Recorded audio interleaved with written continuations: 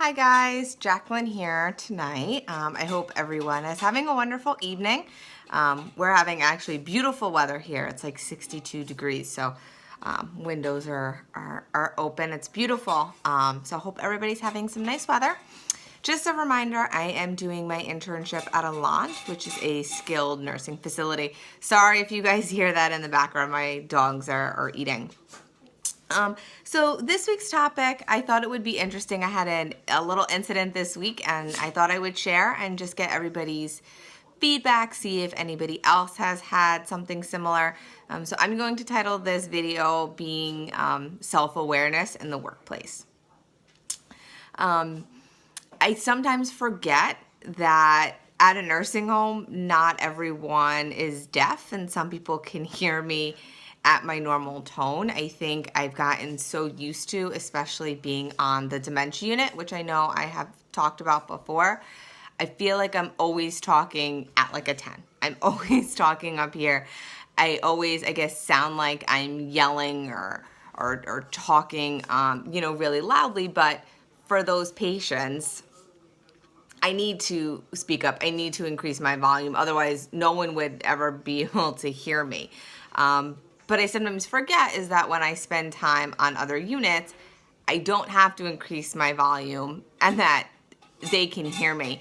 I had walked into a room of one of our male patients who was not on the dementia unit, and I was going in there to do a BIMS, which is an assessment, and then we also do a mood assessment with that.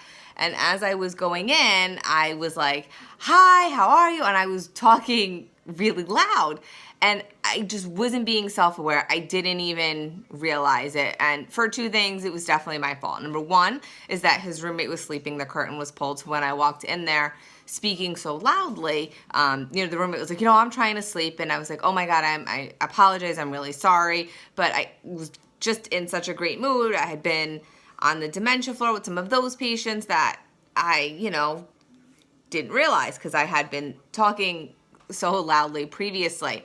I lowered it, but I guess I was still pretty loud. I wasn't really speaking so softly, and typically my personality, I am vibrant. I guess I have, a loud tone, a loud volume. I am not typically a very calm person where I speak like really, really low. That's never me, even in general. And my patient looked at me and said, I can hear you, right? Like I can hear you loud and clear. And I said, I apologize. Am I still speaking, too loud? I definitely can lower it. And I made myself a little note in my binder that I carry around and just put in there like, try and remember that I can speak at a lower volume, that patients can hear me. Not all patients are deaf. Not all patients have, a hearing issue, or, also reminding and saying to a patient like, hey, is my volume okay? Can you hear me? Or, am I speaking too loudly or speaking too softly? And just confirm with them.